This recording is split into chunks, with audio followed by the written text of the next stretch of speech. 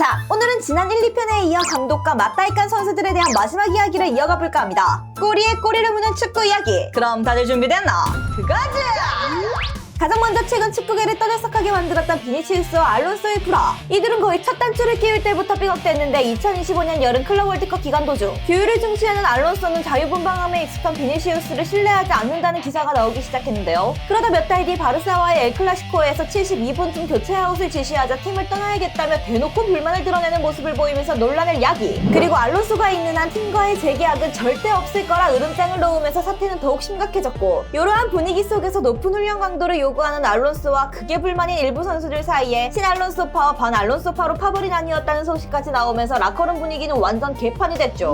후에 알려진 사실로 알론소는 훈련장에서 선수들에게 내가 유치원생들을 가르치러 온 줄 몰랐다 라고 했을 정도로 선수단은 심한 피로감과 한류를 느끼고 있었다고 합니다. 당연히 이런 분위기와 비례해 성적도 내리박았고, 결국 레알의 수뇌부는 라커룸 장악에 실패한 감독 알론소를 고작 7개월 만에 모가지를 날리면서 비니시우스의 손을 들어줬죠. 근데 표면적으로 봤을 때 비니시우스의 승리로 보이지만 고일대로 보여버려 판단력이 흐려진 레알의 보드지, 또 전술 능력과는 별개로 유연한 선수단 관리 능력과 정치력이 부족해 수뇌부 등 선수단이든 그 어디에도 지지받지 못했던 알론소. 유치원생 마냥 찡찡대며 팀 케미를 박살내고 비호감 스택을 맥스치로 찍어버린 비니시우스와 거기에 동조하며 분위기를 조성해 결국에는 개판 내버린 선수단까지. 사실상 이 불화는 누구 하나 승자 없이 구단의 이미지만 먹칠하고 팀을 나락으로 빠뜨린 레알 모두의 패배로 남게 됐습니다. 이어서 라이벌 바르셀로나에서도 예전 비슷한 케이스가 있었는데, 다혈질적인 성격과 더불어 뺀질거리면서 맨날 농땡이 부리기로 유명했지만 발롱도르와 월드컵 득점왕도 먹었을 정도로 실력 하나만큼은 찐충이었던 스토이치코프와 권위적인 걸로 둘째가라며 서러운 스타일의 루이 파날이 맞붙었는데요. 파날이 바르사에 부임한 지 얼마 안 됐을 무렵 훈련장에서 슈팅 연습을 하는 스토이치코프에게 훈련을 끊고 다가가 슈팅과 관련해 이리저리 코칭했고, 그러자 자존심 상한 스토이치코프는 저는 크루이프 밑에서 축구를 배웠고 그런 크루이프도 제 슈팅에 대해서 이래라 저래라 하지 않았어요. 근데 당신이 저한테 뭘 가르칠 수 있죠? 라고 했는데요. 근데 사실 정반대의 스타일을 가진 네덜란드의 두 감독 파날과 크루이프는 그리 사이가 좋지 않았는데, 이 발언은 파날 입장에서 긁히지 않을래야 않을 수가 없는 아주 모욕적인 발언이었고, 제대로 마상을 입은 파날은 항명을 이유로 벌금 징계와 명단 제외라는 강수를 두면서 응수. 그렇게 이들은 초장부터 관계가 틀어졌죠. 그리고 얼마 후 스토이치코프는 부상으로 아내와 함께 관중석에 있었는데 파날이 다가오더니 아내에게 어떻게 저런 놈이랑 결혼할 수가 있어요?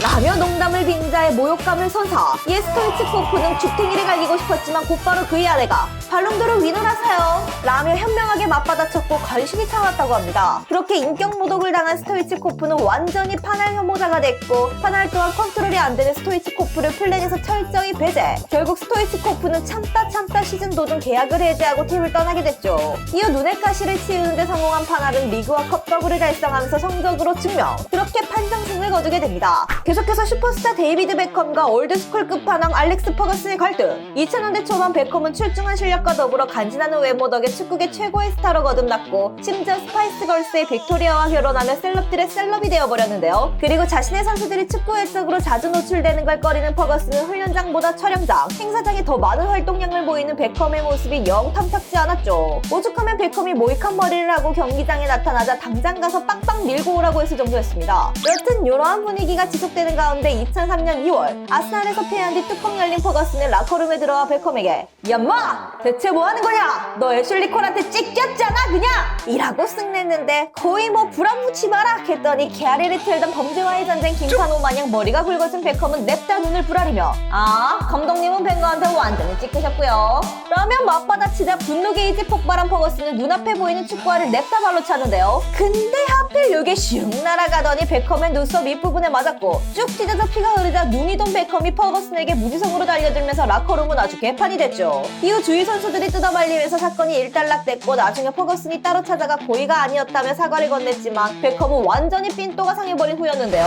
그리고 베컴은 다음날 보란듯이 큼지막한 반창고와 또 요게 더 잘 보이게 헤어밴드를 쓰고 나타났고, 이를 퍼거슨은 베컴이 의도적으로 사건을 언론에 노출하려는 행동으로 판단해 늘 그렇듯 자신의 방침, 선수가 감독보다 커졌다고 느끼는 순간 내보내야 한다 늘 곱씹으며 베컴의 방출을 결정. 놀랍게도 베컴은 당시 남고 싶어 했지만 구단은 시즌이 끝나고 바르사와 이적 합의 후 일방적으로 방출을 통보. 이에 베컴은 이왕 갈 거면 자신이 가고 싶은 곳으로 가겠다며 바르사행을 거절하고 레알로 이적하게 됐죠.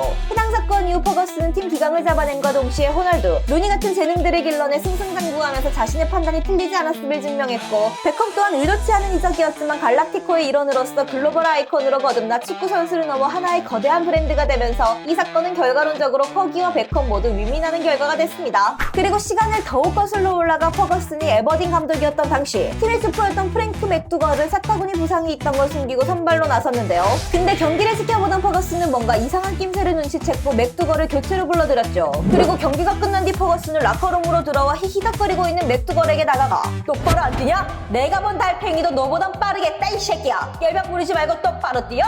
라며 선수들이 다 보는 앞에서 헤어드라이어 일발장전에 제대로 꼽을 졌고, 이에 왕년의 글래스고 아마추어 복싱 챔피언 출신 맥두걸은 부들부들거리다 결국 못 참고 그대로 퍼거슨의 얼굴에다 빤찌를 딱 날렸는데요. 그리고 펀치를 맞고 KO돼 바닥에 꽂혀버린 퍼거슨은 금세 다시 일어나 저 새끼 당장 내쫓아! 넌 끝났어 임마!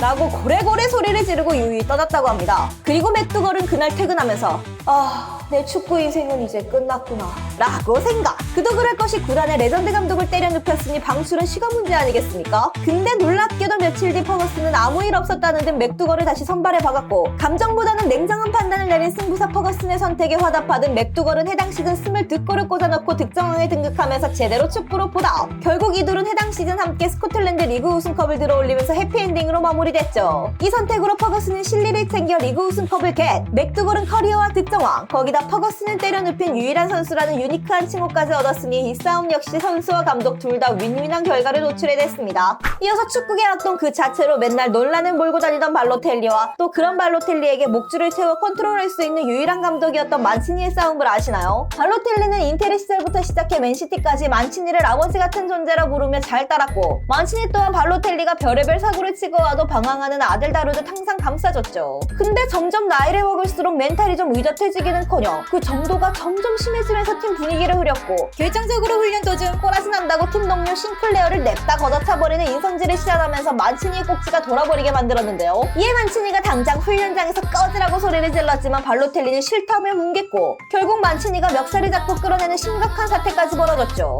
이 상황에 구단은 사실 진지게 사고뭉치 발로텔리를 유기해버리고 싶었으나 만치니의 실드에 억지로 참고 있었는데, 만치니마저 두 손 두 발 다 들어버리자 며칠 안가 그대로 발로텔리를 AC 밀란으로 유기해버리게 됩니다. 근데 만치니는 후에 인터뷰를 통해 발로텔리를 버린 게 아니라 발로텔리를 위해 이적이 필요했다고 밝혔는데, 그 이후로 어린 나이에 타지 생활에다 영국 언론의 과도한 관심과 파파라치 때문에 힘들어했고, 또 시티에서는 사옵션이라 그냥 썩히기엔 재능이 너무 아까워 주전으로 뛸 수 있는 곳, 거기다 발로텔리의 드림클럽인 밀란으로 가는 게 성장이 낫다고 판단해 보냈다고 밝히면서 만치니가 마지막까지 발로텔리를 얼마나 아꼈는지 알 수 있었죠. 그리고 한참 후인 2018년 만치니가 이탈리아 국대를 맡은 후 발로텔리를 4년 만에 국대에 복귀시키면서 이 둘은 다시 조우하게 됩니다. 끝!